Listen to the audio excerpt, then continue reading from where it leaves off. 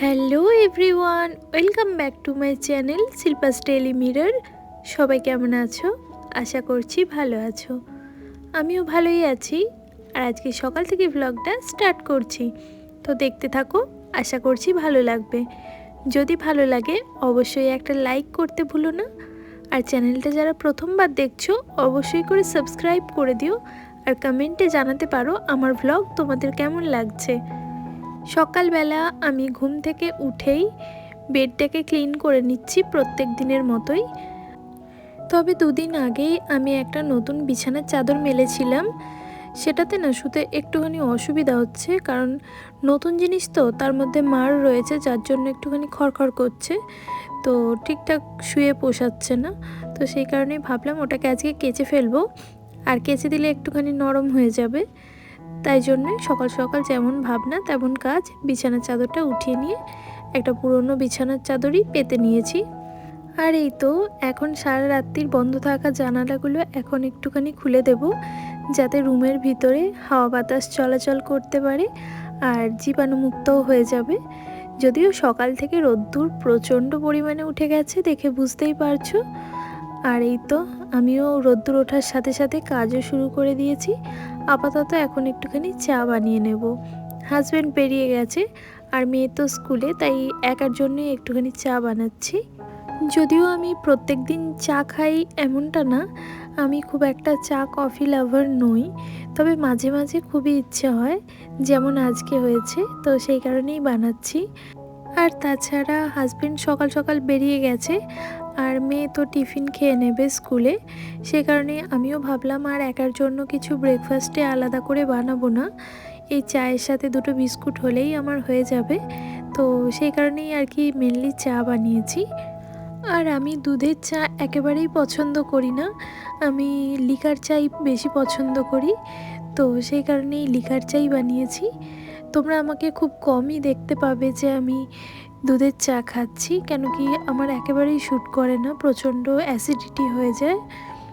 তবে আমি যখন খুবই ছোট ছিলাম তখন না যে কোনো দুধে বানানো জিনিস খেতে খুব ভালোবাসতাম। আর এই তো এখন বড় হয়ে সব কিছুই বাদ চলে যাচ্ছে জীবন থেকে, শুধুমাত্র সুস্থতার কথা মাথায় রেখে। তো শরীর সুস্থ রাখতে গেলে যেগুলো শরীর পারমিট করবে না সেগুলো আর খাবো না, এরকমটাই ভাবি। আর এই তো এখন চলে এসেছি বাথরুমে জামা কাপড়গুলো কেচে নেওয়ার জন্য। যদিও জামা কাপড় এখন কাচ্ছি না, সেগুলো আলাদা করে রেখে দিয়েছি, এখন শুধু বিছানার চাদরটা আর বালিশের কভারগুলোই কেচে নেব। আর রোদ্দুর খুব একটা নেই, তো হঠাৎ করেই দেখলাম মেঘলা হচ্ছে পরপর আকাশটা, তো মেঘ ছায়ায় চলছে, তো সেই কারণেই ঝটপট করে বিছানার চাদরটা কেচে মেলে দিতে এসেছি ছাদের মধ্যে। কখনো কখনো আকাশের অবস্থা দেখে ভাবছি যে এই হয়তো বৃষ্টি শুরু হবে, কিন্তু তেমনটা একেবারেই হচ্ছে না, যার কারণে মনটা খুবই খারাপ হয়ে যাচ্ছে। প্রচণ্ড গরমে একেবারেই পেরে উঠছি না। আর আমার প্রত্যেক ব্লগেতে এই একটা কমন কথা হয়ে গেছে, আমি বুঝতে পারছি তোমরাও হয়তো শুনে বিরক্ত হচ্ছ যে গরমের কথা, তবে সত্যি এত কষ্ট হয় না, না বলে থাকতেও পারি না। তো যাই হোক, আমি এখন বিছানার চাদরটা এরকমভাবেই জলটাকে চিপে নিচ্ছি, এতে করে আমার খুব সুবিধা হয়। এই যে তারের মধ্যে আগে চাদরটাকে দিয়ে দিলাম, তারপর জলটাকে চিপে নিলাম, তো এতে করে খুব ভালো মতো জলটা চিপতে পারি। আর না হলে এমনি এমনি যদি আমি বিছানার চাদরে জল চিপতে যাই তাহলে একটুখানি প্রবলেম হয়, আর এই দড়িতে মেলে দিলে তখন বেশ সুবিধা হয়। আমার হাইটটা যেহেতু অনেকটা কম, সেই কারণে কোনো কাজ করতে গেলে আমাকে একটুখানি ভেবেচিন্তেই করতে হয়, খুব সহজে যে করে ফেলতে পারি তেমনটা না। সেই কারণে একটুখানি বুদ্ধি খাটিয়ে কাজগুলো করার চেষ্টা করি, যাতে করে সহজেই সমস্ত কাজগুলো করে ফেলতে পারি, এই আর কি। আর আমি এমনিতেও খুব একটা যে প্রপার রুটিন মেনে কাজকর্ম করা সেটা করতে পারি না। আমি আগের দিনকে ভেবে রাখি যে কোন কোন কাজগুলো আমি করব পরের দিনকে, তো সেই অনুযায়ী একটা পরপর লিস্ট বানিয়ে ফেলি, তো তার মধ্যেই করতে থাকি। প্রত্যেক দিন একই কাজ একইভাবে পরপর করি তেমনটা না, যেটা আমার সুবিধা হয় সেরকমভাবেই করি। তো এটা যার যার প্রসেস, অনেককেই দেখেছি যে পরপর রুটিন সাজানো থাকে সেই অনুযায়ী করতে থাকে, তবে আমার প্রত্যেক দিনের রুটিনটা একই হয় না। আমি সেটাকে আমার সুবিধা অনুযায়ী সাজিয়ে নিই। কোনো দিন ঘর ঝাড়ু মোছাটা আগে করি, তারপরে কাছাকাছি। আবার কোনো দিন হয়তো এই যে যেমন আজকে ভাবছিলাম বৃষ্টি হবে, তো সেই কারণেই আগে কাছাকাছি করে নিয়ে তারপরতে ঘর মুছতে এসেছি। আমার কাছে সব সময় মনে হয় যে অফিসিয়াল যে কোনো কাজেরই একটা রুটিন হয়, কিন্তু আমাদের এই দৈনন্দিন জীবনে সংসারের গৃহস্থালির কাজকর্মের কোনো রুটিন বাঁধা ধরা হতে পারে না। তার একটাই কারণ, আমাদের হঠাৎ করেই কোনো না কোনো সমস্যার সম্মুখীন যদি হতে হয়, আমরা যতই রুটিন সাজিয়ে রাখি না কেন আগের দিন থেকে, তো সেই রুটিন অনুযায়ী আমরা কখনোই চলতে পারবো না। হঠাৎ করেই যদি একটা কাজের বদলে আর একটা কাজ এমার্জেন্সি হয়ে পড়ে, তো সেটা আমাদেরকে তৎক্ষণাৎ করে ফেলতে হয়। আর এইভাবেই আগের কাজ পরে আর পরের কাজ আগে, তো এইভাবেই চলতে হয় আর কি। তো যাই হোক, তোমাদের কাছে কি মনে হয়, আমাদের কি সত্যিই সংসারের কোনো একেবারে পার্টিকুলার রুটিন হয়? তো তোমরা অবশ্যই কমেন্টে বলো। আর এই তো এখন আমি স্নানটাও কমপ্লিট করে নিলাম। এরপরতে জামা কাপড় কটা মেলে নেব, আর তারপরতে একটুখানি নিজের স্কিন কেয়ার করব।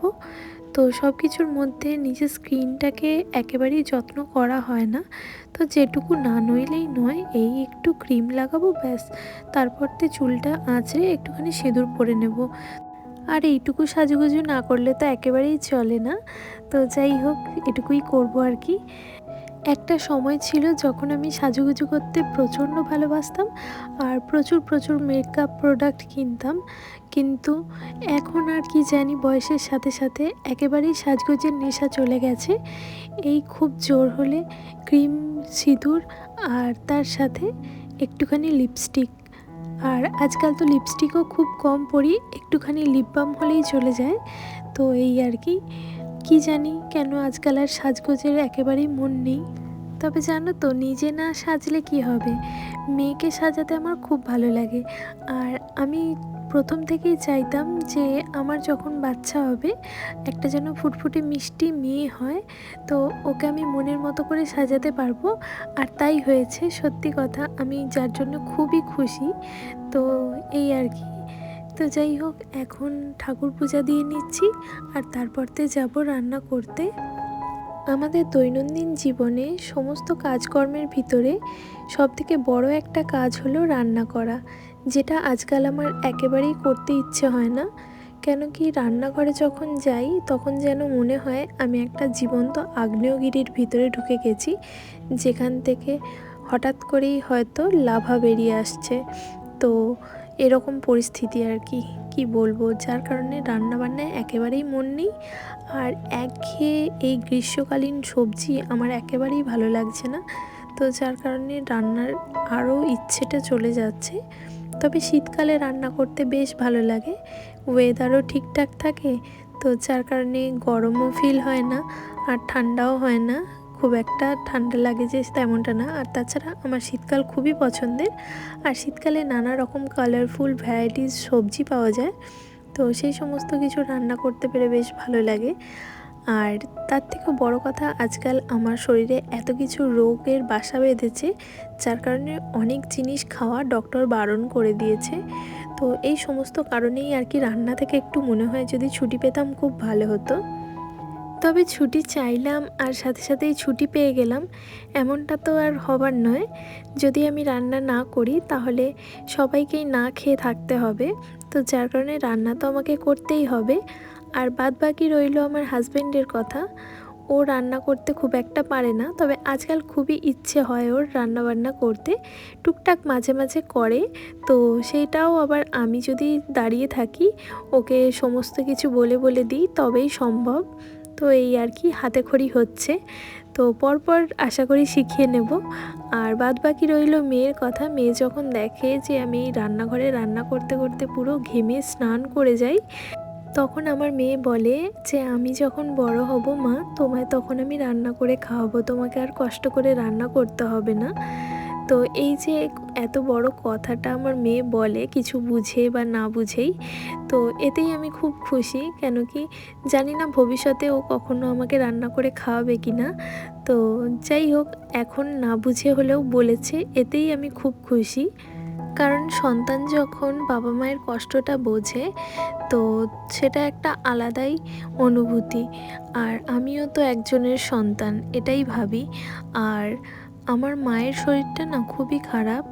খারাপ বলতে শরীরের দিক থেকে যে কি হচ্ছে আমি বুঝতে পারছি না। মুখ চোখ ফুলেছে আর চোখের প্রবলেমটা প্রচণ্ড বেড়েছে। চোখের অপারেশন খুব ইমিডিয়েট করতে হবে। তো সেই ব্যাপারেই দেখি, ডক্টরের সাথে কথা বলার জন্য একদিন যেতে হবে। আর আমার বাবারও শরীরটা খুব একটা ভালো নেই, নার্ভের প্রবলেমটা বেড়েছে। তো এই সব কিছু নিয়ে আমারও মনটা খুব একটা ভালো নেই। আর এই যে ব্লগ বানাই, তোমাদের সাথে মনের কথাগুলো বলি, আমার প্রচণ্ড রিল্যাক্স লাগে, বললে তোমরা হয়তো বিশ্বাস করবে না।